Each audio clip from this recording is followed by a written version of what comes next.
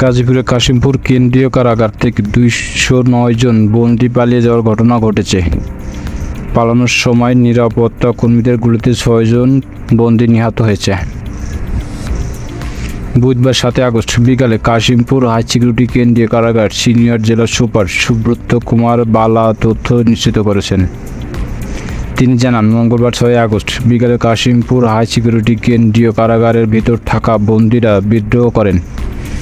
বিদ্রোহের সময় বন্দীরা কারাগার ভেঙে পালিয়ে যাওয়ার চেষ্টা করেন। কারারক্ষীরা তাদের নিবৃত্ত করার চেষ্টা করলে বন্দীরা কারারক্ষীদের উপর চড়াও হন।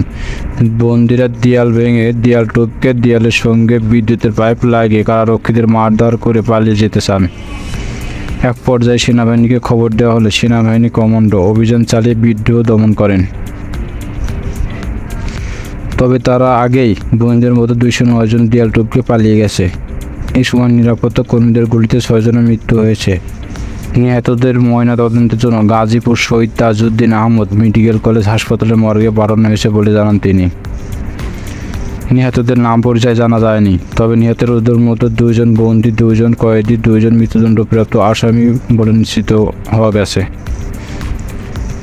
এই বিষয়ে জানতে গাজীপুর শহীদ তাজউদ্দিন আহমদ মেডিকেল কলেজ হাসপাতালে আবাসিক চিকিৎসা কর্মরত ডাক্তার আহসান জাহানের মুঠোফোনে যোগাযোগ চেষ্টা করা হলে তিনি রিসিভ না করায় বক্তব্য নেওয়া সম্ভব হয়নি।